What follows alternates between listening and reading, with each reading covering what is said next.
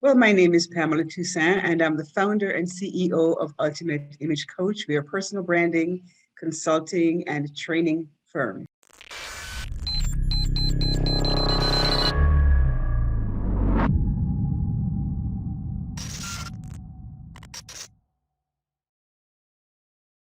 Hey, it's Kellen, and today on Diversified Game, these are some of my favorite interviews, talking to people who do similar things, but in different ways. So today's guest is Pamela Toussaint, and she is a very qualified, just by looking at her picture. When I first saw it, I said, okay, I know she knows something about image coaching. She will tell me, hey, get some more lighting. Why are you in the dark, right?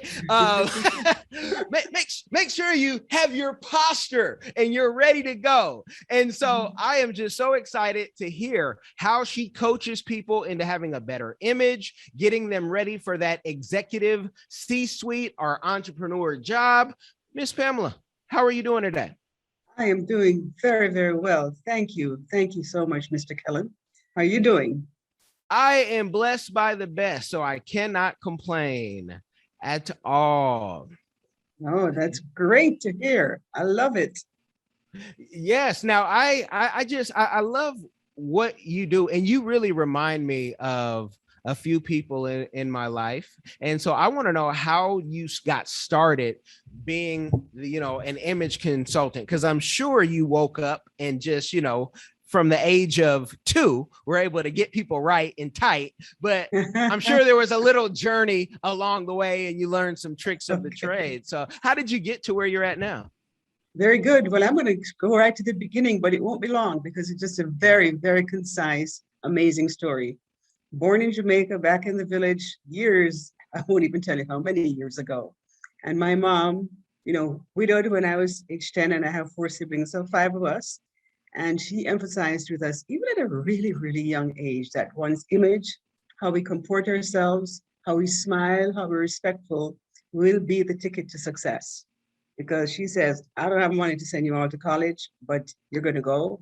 And that's with your image, you're going to make it. And she was right on the money. So fast forward, I moved here to the States in college, and I had been working in corporate roles, senior executive roles and the like for many years. And I found out that there was just one thing that was missing in people who did not move up the hierarchy, one obvious thing, and that was their soft skills, their image, how they presented themselves, their presence. They could be the most technically sound person, but if they didn't have those qualities, that would be a hindrance. And the reason I got into the business is because the folks who were in power would not take the time to coach them on these things. And in many cases, they didn't even realize that they themselves were lacking in terms of executive presence. So I started to take it upon myself in the corporate world to coach people over lunch, on the side, whoever would listen, whoever was receptive. And so about 12 years ago, I decided, you know what? I'm going to leave the corporate world, start my own image consulting business, and take it into the college. And sure enough, I left and started the business, and it's just taken off from there. There's such a need. And of course, as you say, I try to, live by example. So I, pass on to them, what I know naturally, what comes naturally for me. And a couple of my neighbor friends who were professors at Palm Beach State say, you have to come teach at the college. These kids are not equipped for the corporate world.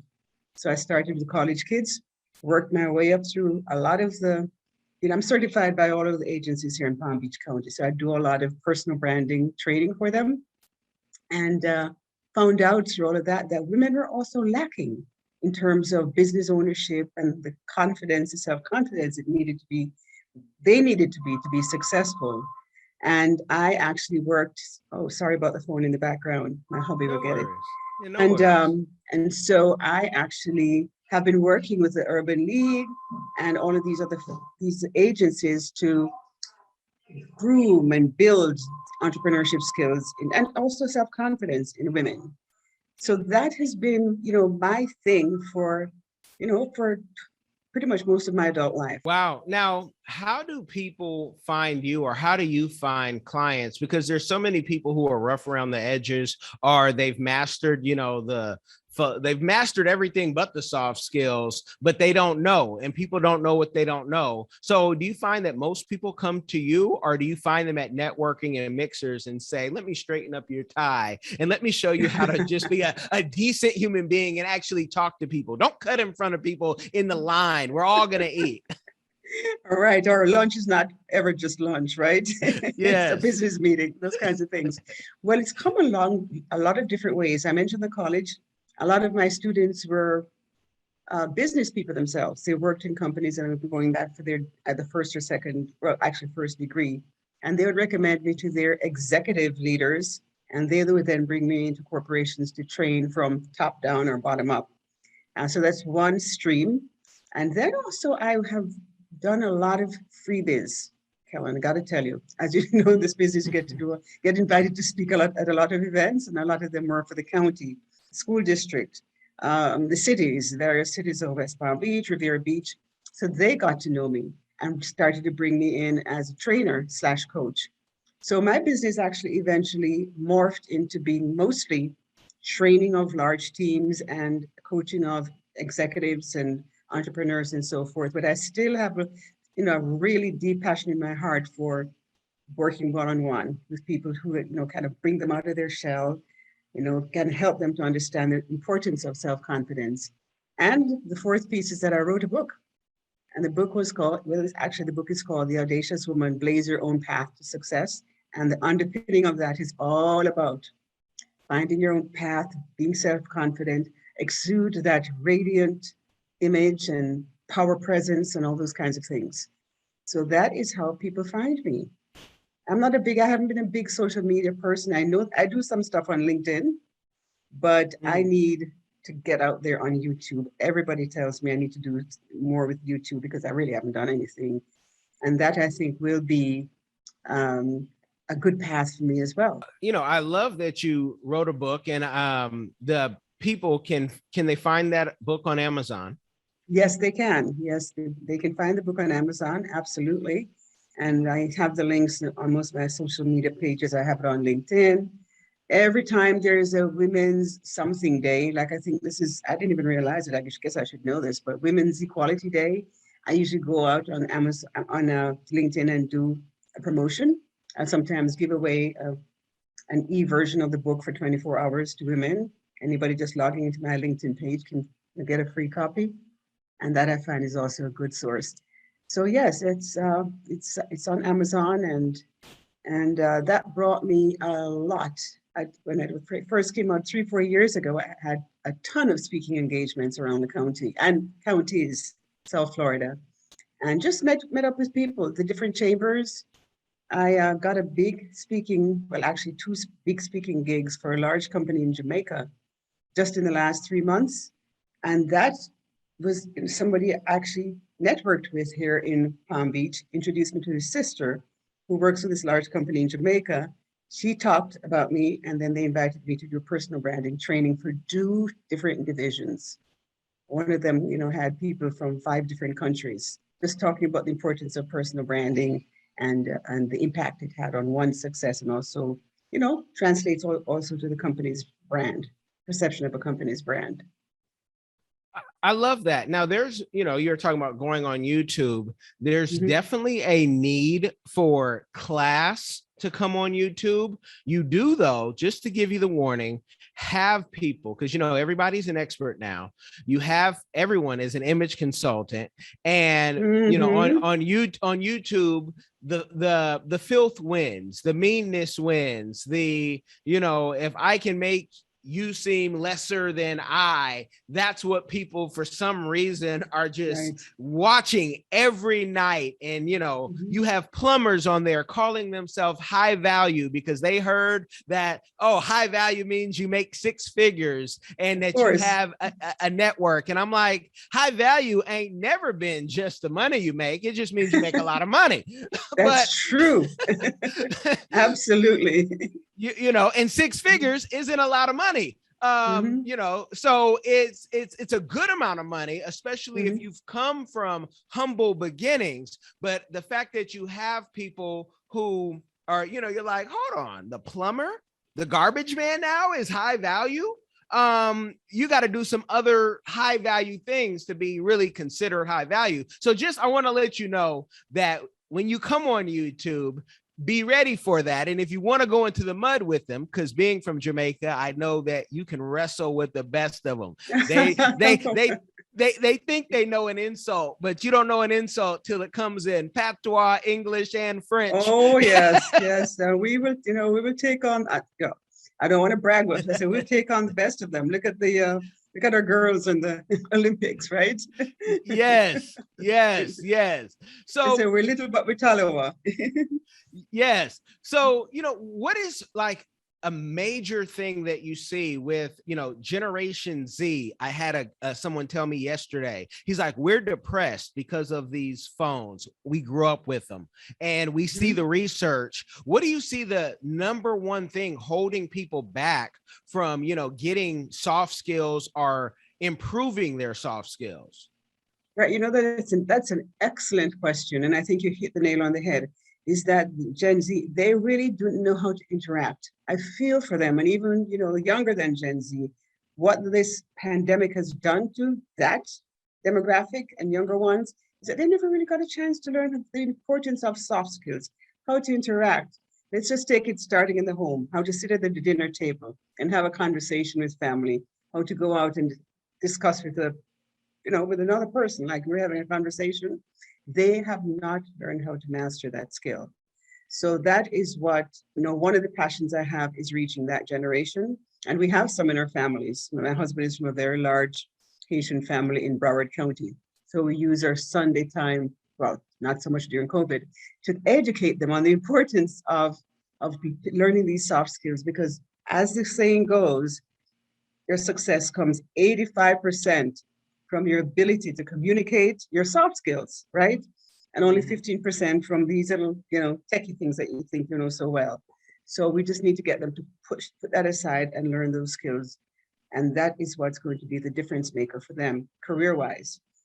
Is it easy? No, it's going to be very challenging, but I've never stepped away from a challenge. So I, I invite them. I try to use my daughter as a conduit because she's my co-author and she gets it. She is kind of an older of age of the Gen X, and she's out there on Instagram, which is I have not totally embraced Instagram yet, but she uses it to kind of pull in that generation, kind of understand how they connect, understand the language they speak and how to connect. And I do just emphasize the importance of not just emphasizing it, but kind of pulling them in. And I think that is what we're going to have to do. Teach them what's not coming naturally. The colleges are not teaching them that. They're not learning that at all. So we have to really pick up the mantle there and do that. Well, just keep emphasizing it over and over and over. So I hang out with a lot of people in different generations, hopefully imparting to them the importance of what I teach and coach, and also learning from them. It's a two-way street. So that is Mhm. really kind of where we are. And of course, I'm building as if they're not enough on iPhones and computers and laptops. I'm actually also going to be launching an e-learning website, e-learning academy, in the next month or two, of all of the image and personal branding and emotional intelligence, all of the things that I teach in person. Because of the virus, I have to find a different platform. So I'm launching a lot of courses on e-learning. But what I will do though, Kellen, is even though it's going to be e-learning, them with a computer, I'm also going to be offering weekly face-to-face, open sessions like, office hours, if you will, where they can have a conversation back and forth with people. So just trying different paths. Well, that's nice, and I can tell you, I've started with courses, and I enjoy hearing that ding every time. It has a special ding every time somebody purchases something, Yes. especially when you have something that will help the people. Mhm. Where do you think? And I'm going to sound real old, people. I know when I'm Mhm. saying this, but where do we stop adjusting to, you know, the youth. They're like, my kids tell me, no, you can't say that anymore, or you got to adjust with the times. And I'm like, I can't adjust to those times. And in my house, y'all can't either. You know, this is not a dictatorship, but just some things won't fly with me, because my grandmother, who's still alive, would be like, nah, I'll beat you still with the switch. Go get the switch. But there's been a shift of what's right, what's wrong. We have Beyonce now in chaps, and people are actually thinking about wearing chaps with bottomless, looking like Prince back in the day, you know, and going out to the grocery store. Like, where do we stop, or what do we do, especially for our community, to say, yo, we're going too far? Stop. Yes, that's a big problem, because you know, not everybody is a Beyonce. You know, she can do pretty much whatever she wants and get away with it. Not the rest of us.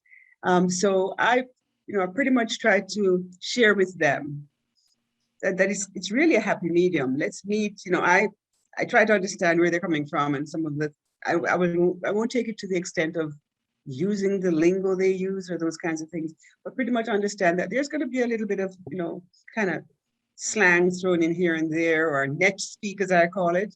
But also they need to understand that to survive in this world, they also need to be ready to bridge the gap, to come the other way. As you say, it's kind of a two-way street. Don't come to me and tell me you want some coaching to be an executive in the next high-tech, you know, firm that's going to be a multi-billion-dollar firm down the road, but you refuse to compromise yourself, if you will. Well, no, it's not a compromise. I mean, it may be a compromise, but that's what life is about. It's all about compromises. So let me take this out. It's falling out. It's all about compromises. I hope you can still hear me. Oh, I hear you great. Oh, perfect. That sounds even better. And so we have to kind of meet somewhere in the middle. It's you know, it's not we're going to go 75% and you only come 25%. That's not going to work. Some people say, I refuse to kind of assimilate. That's a word I get as well.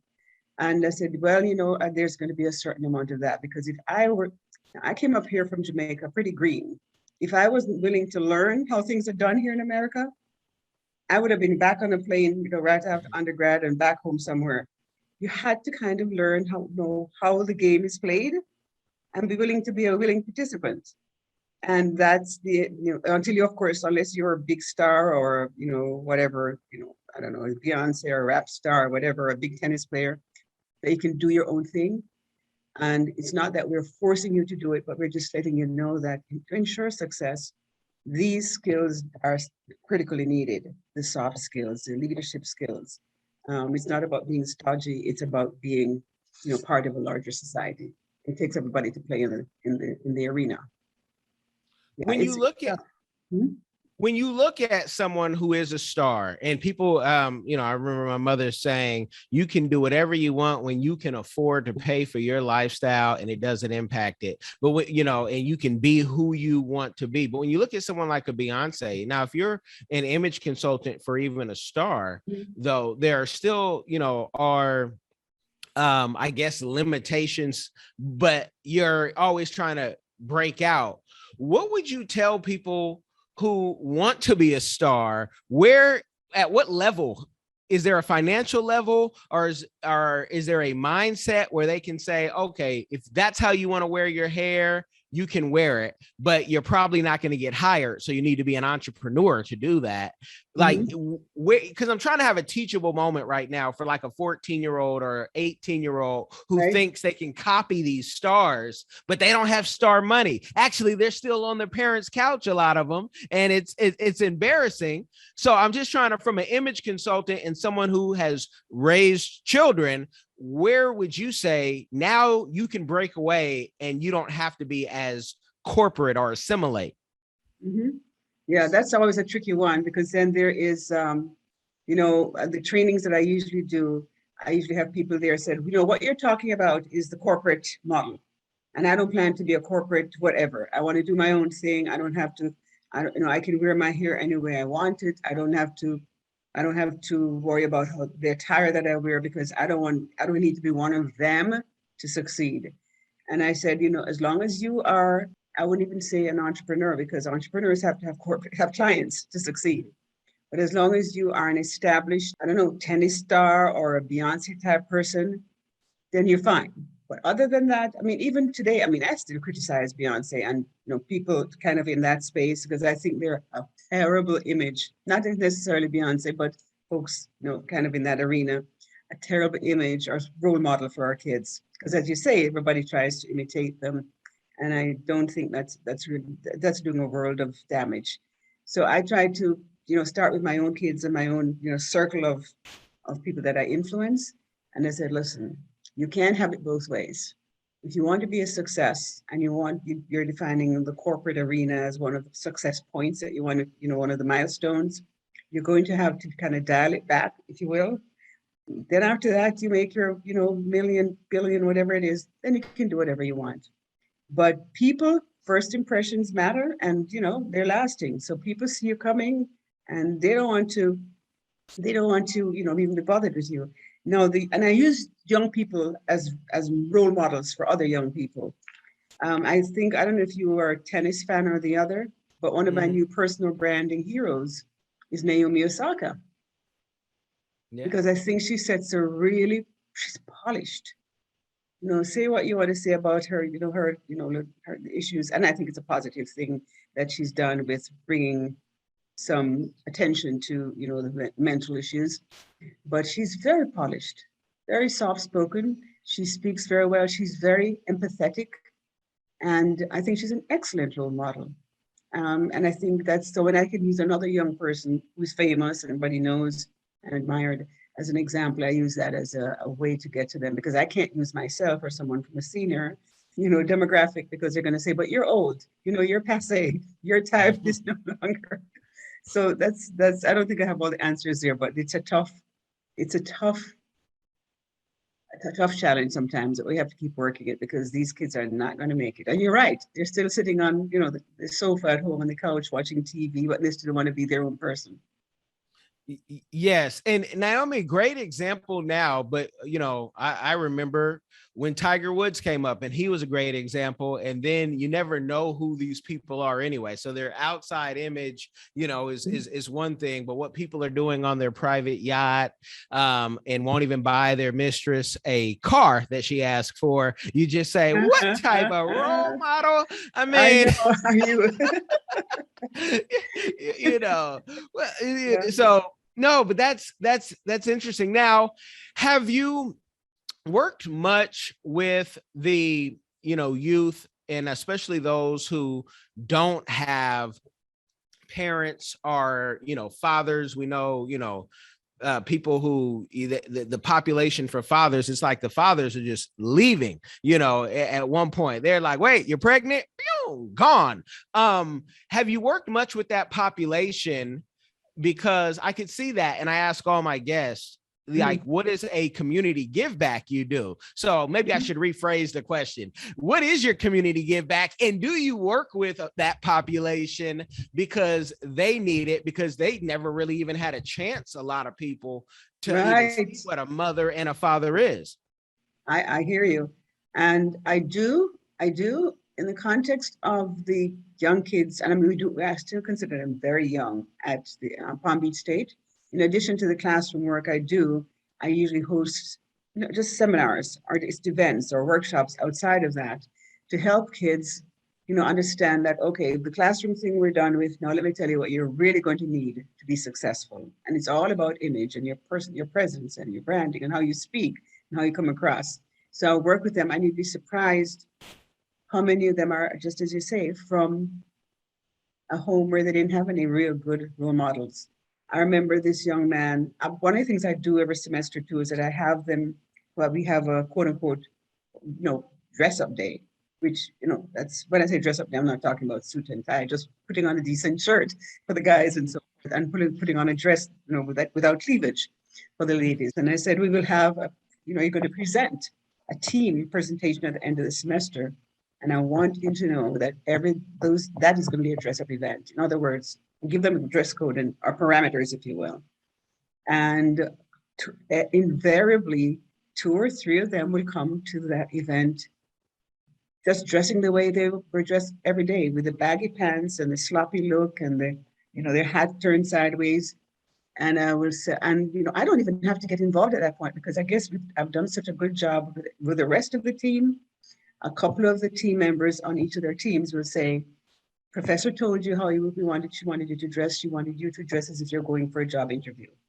And today is a job interview, and your behavior is reflecting on the rest of our team. So we don't want you to speak unless. And I said to them, I'll give you a chance to go home right now and change, or maybe you brought a shirt or change of clothing. You can go change now for the presentation. And this one guy told me, Professor, that is just not my MO. And I said, well, I almost said, you know what you can do with your MO. You're not going to be able to take that into the corporate world. And then give him a second chance. The second day he came back, he was dressed properly. Because not only did he get pressure from me, he got pressure from his peers. So you kind of get little, pockets of people who get it to influence the rest of them. I also have done some work with the cities of West Palm Beach and Riviera Beach, with the inner city, helping with the young people. And that's, those are usually challenging. But I'd say it's been a kind of an 80-20 thing. I think 80% of them are attentive and they get it and they want to make a difference and don't want to do all of that. And the other 20, there's nothing going to do. You can't change me. This is who I am.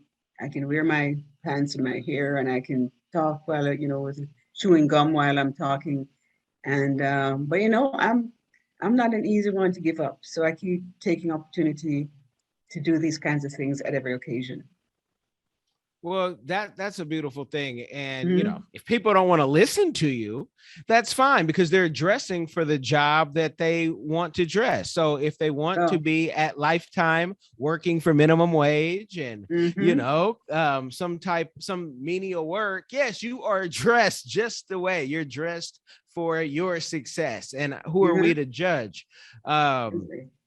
Yeah. Now, have you found that international students have a more they understand this because America's run off immigrants and people say, oh, the immigrants are taking all their jobs, but the immigrants come to class ready to take notes, where I've seen other students, not even have a pen and a piece of paper.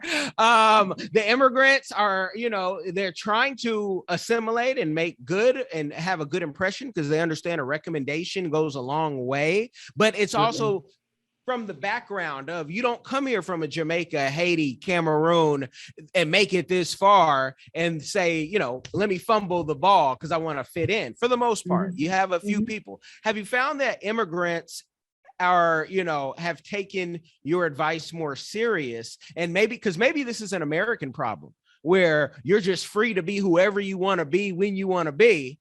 And it is what it is. Yeah, very good question. In fact, that is absolutely the case. And you probably just read my mind. In fact, in my book, I talk about at the start of every semester, I typically have anywhere from about five to 10 different nations represented in my classrooms. And at the end of the day, end of the first week, I can pretty much tell you which ones are going to be successful at the end. And it's not the ones who are English speaking or the ones who are, fluent in this or less shy or whatever. It's the ones who are attentive, who really want to learn, who may be shy about asking questions. So they'll meet me after class. And, I don't know how to express it, but I wanted you to follow up on this with you. And I always come home and tell my husband, I said, these are the ones who are going to make it. Mark my word. And it's not that I give them any extra attention. They're reaching out to me. You're asking me, they said, you said that we could call you anytime, Professor. And we wanted to know if you really meant it. Of course I mean it. They're the ones who call. They're the ones who come to class dressed as if they're going to a job after school. They get it. And it's so hard because, of course, I want everybody to succeed. But you're saying you get to a point where you're saying, okay, you can only meet a person more than halfway. You can't meet them 100% of the way. They have to want it.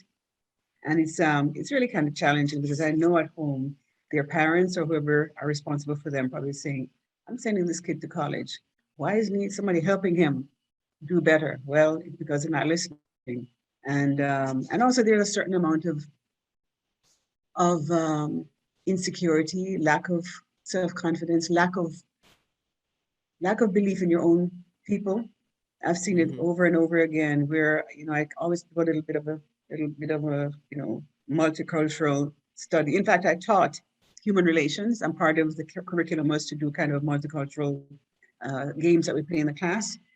And it's invariably true that the Austin, who are the most angry of these particular groups of people.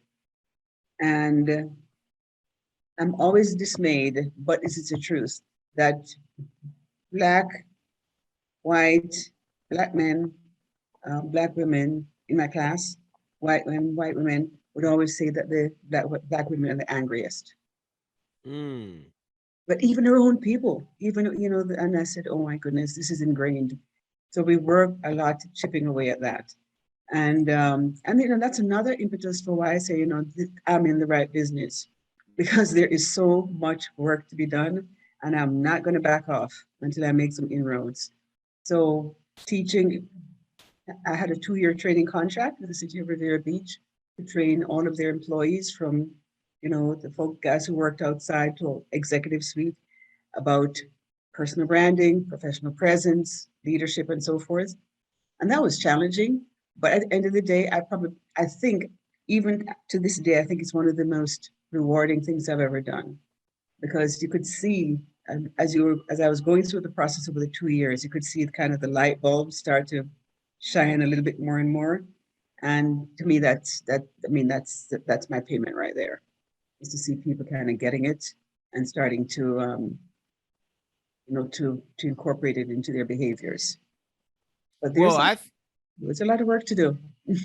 Yeah, I thank you for you're going for sainthood, because that type of patience without being able to be physical in the classroom anymore, or having people being so sensitive you can't say certain things anymore, and teaching in grad school and even teaching, outside of grad school, it's, the things that I want to say, I say, maybe I should just have all my teaching online, because I want to keep it rated R for real.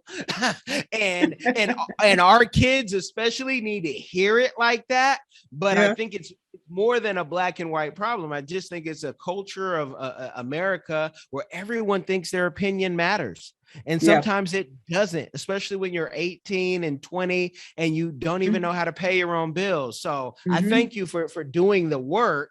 Let the people know where they can find you at the ultimateimagecoach.com. And all anything, right. Let them know. All right. Well, I'll let you know. Before I let you know where you can find me, folks, let me just tell you the services that I do. My sweet spot is in-person training and one-on-one coaching. So being on Zoom and my e-learning institute that's coming up in the next month or so is obviously to reach a wider audience and to keep it going while we're going through these terrible times, but it will be, and beyond as well.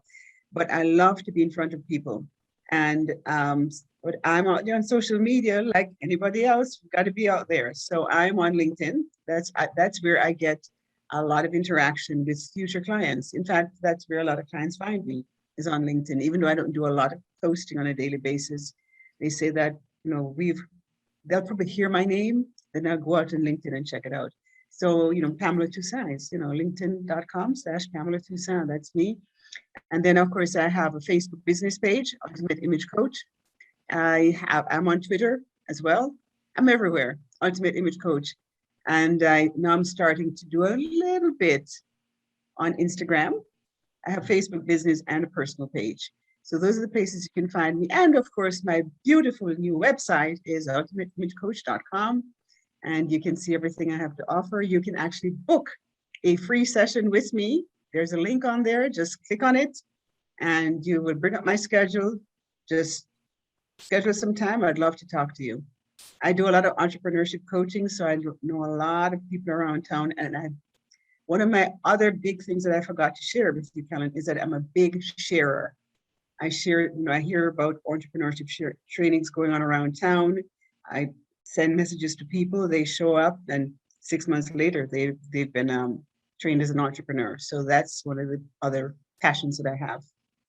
Or you could simply just do the old-fashioned way. Send me an email, Pamela@ultimateimagecoach.com or info@ultimateimagecoach.com. Wow, I must be getting up there now. Emails the old way. I remember having to write the letters, and even the pigeons. But I thank you for coming on and sharing the game, you guys. If you do nothing else, please share the game, share the link with someone. It will change their life. Be blessed.